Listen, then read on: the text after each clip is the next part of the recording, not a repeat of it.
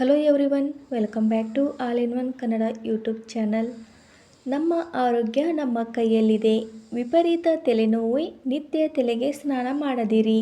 ಸಂಧಿವಾತಕ್ಕೆ ದಿನಾಲು 2 ದಳ ಬಿಲ್ವ ಪತ್ರೆಯನ್ನು ಸೇರಿಸಿ. ವ್ಯಾಯಾಮ ಆರೋಗ್ಯವನ್ನು ವೃದ್ಧಿಸುತ್ತದೆ. ಆರೋಗ್ಯವಂತರಿಗೆ ತಣ್ಣೀರಿನ ಸ್ನಾನ ಶ್ರೇಷ್ಠವಾದದ್ದು.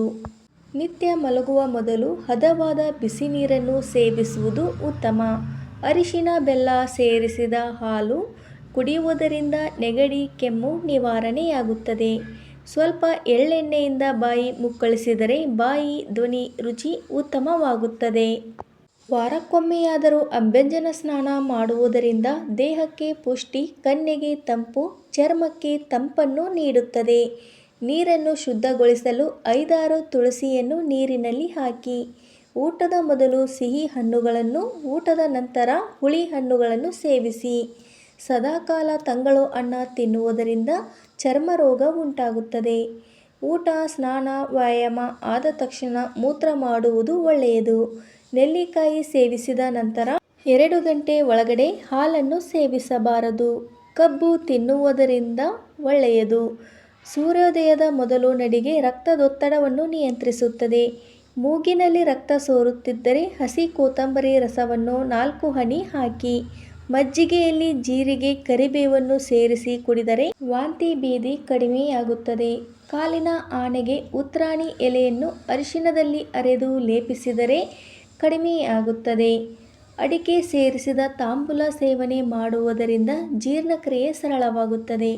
ದಾಳಿಂಬೆ, ಅಂಜೂರ ಹಣ್ಣು ರಕ್ತಹೀನತೆ ನಿವಾರಣೆ ಮಾಡುತ್ತದೆ. ಕಿತ್ತಳೆ ಹಣ್ಣು ರಕ್ತ ಶುದ್ಧಿ ಮಾಡುವಲ್ಲಿ ತುಂಬ ಪ್ರಯೋಜನಕಾರಿಯಾಗಿದೆ. ನೆಲ್ಲಿಕಾಯಿ ನಿಯಮಿತ ಬಳಕೆಯಿಂದ ಕಣ್ಣಿನ ತೊಂದರೆ ಕಡಿಮೆಯಾಗುತ್ತದೆ. ಜೀರಿಗೆ, ಬೆಲ್ಲ ಸೇರಿಸಿದರೆ ತಲೆ ಸುತ್ತು ನಿವಾರಣೆಯಾಗುತ್ತದೆ. ದಿನಾಲು ಒಣ ದ್ರಾಕ್ಷಿ ಅಥವಾ ಹಸಿ ಬೆಳ್ಳುಳ್ಳಿಯನ್ನು ನಿಯಮಿತವಾಗಿ ಸೇವನೆಯಿಂದ ರಕ್ತದೊತ್ತಡ ನಿಯಂತ್ರಣವಾಗುತ್ತದೆ. 2 ಚಮಚ ಜೇನುವನ್ನು ನೀರಿನಲ್ಲಿ ಹಾಕಿ ಸೇವಿಸಿ.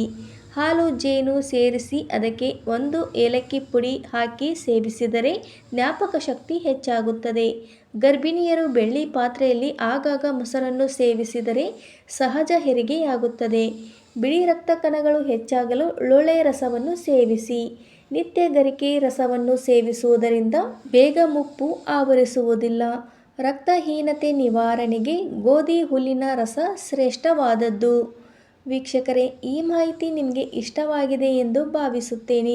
ಇಷ್ಟವಾಗಿದ್ದಲ್ಲಿ ವಿಡಿಯೋಕ್ಕೊಂದು ಲೈಕ್ ಮಾಡಿ ಹಾಗೂ ಈ ಥರ ಒಳ್ಳೊಳ್ಳೆ ವಿಡಿಯೋಸ್ಗಳಿಗಾಗಿ ನನ್ನ ಚಾನಲನ್ನು ಸಬ್ಸ್ಕ್ರೈಬ್ ಮಾಡಿ. ವಿಡಿಯೋ ನೋಡಿದ್ದಕ್ಕಾಗಿ ಧನ್ಯವಾದಗಳು.